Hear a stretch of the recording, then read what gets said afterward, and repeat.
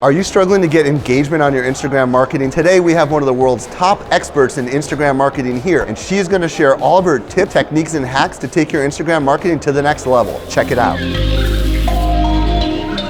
What do you want to say to your fans and followers who are struggling to connect on Instagram? I think it's less about trying to project something and more about being authentic, truly being who you are, finding that point where people say, like, I've got something in common with you, and starting conversations. Like, instead of going like, gosh, I hope people see this and they like this and they follow me, just think about like, how can I start a dialogue? Because I think people, they want to be heard and they want to be listened to, and that's the easiest way to connect. How do you do this? Every caption has a question. If there's not a question, the average person just doesn't answer, and they're not going to comment, right? Unless it's like an Uber fan or a friend. But if we're really using social media, especially Instagram, strategically, you've got to remind people that I'm asking you a question because I want to have a dialogue, and I really want to know what your response is. Ideally, I try to get people to send me a DM. I mean, it's great if they can leave a comment, but when I can get someone to leave me a DM, it's like going one step further with the conversation. Instagram Stories, Instagram Live, IGTV, Instagram regular feed. Where are you most excited right now? I'm excited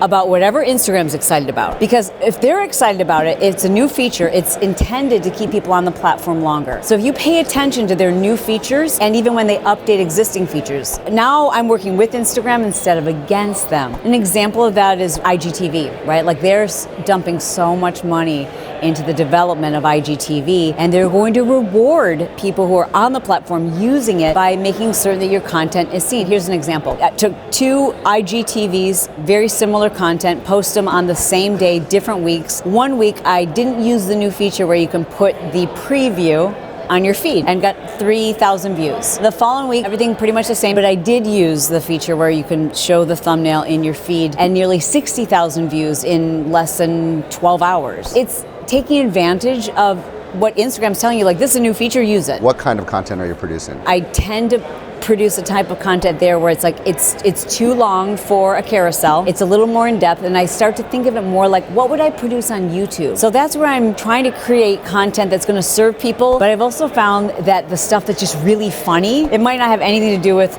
business or health, but it was really funny in a slice of life, and then that helps you to get to know who I am. Then I'll take that whole story series, and it might be 3 or 4 minutes, and just repurpose it as IGTV content and get, double the bang for it. Remembering that people are watching that IGTV for the first minute on mute. So you want to make sure you're using captions, or if not, like word for word captions, like summaries. So in the first couple of seconds, I know, like, is this worth watching? And also remember, because that first minute is what entices them to watch the remainder. You don't have to produce that first minute in the order it was originally in. Start with the chase. Start with the most exciting piece. Otherwise, why am I going to keep watching? The most exciting piece of this needs to be at the front. Tell us about your Instagram Stories strategy. What do you do? How often are you producing? Just give us some glimpse into the Chalene Johnson way. There's people who I love following. I love them as a person. I love their content. But when I go to their stories, it's all the same thing. It's like either straight promotion. If I follow you, it's not interesting to me to follow your stories if every single story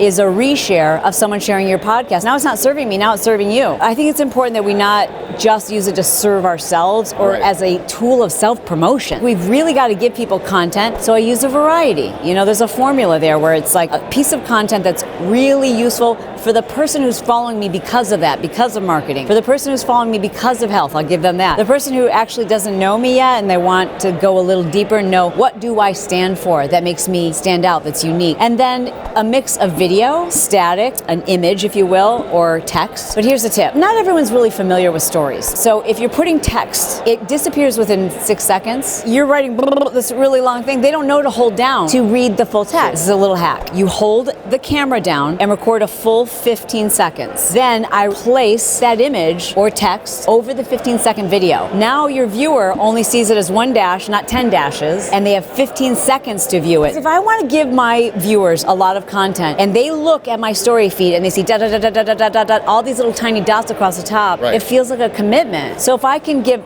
in 1 dot a lot of text, that saves the viewer, it makes it easier for them, and it's fewer dots across the top. What about people that don't know what to say? You're gonna go on and you've decided you're gonna do something on marketing. Like, how do you decide what to say? It really trains you to speak in sound bites. So practice. Get to the point quickly. No ums, no ahs. Keep it interesting. And then stickers. Even if it's me giving a tip, I will put a little poll on the bottom that says, is this interesting? Do you want more of this? Yes or no? For my next podcast, would you rather hear about Instagram stories or IGTV? Let them tell me what they want. And it does a couple of things. They're telling me what serves them. The next time they log into Instagram, my story content is going to appear in front of someone's who they weren't interacting with because they've interacted with my story. It's not just viewing it. Instagram's looking at how much are people interacting with your stories. If you guys want a lot more from Chalene, subscribe to her channel right here. And also we've got an awesome playlist right here on Instagram marketing. Check it out.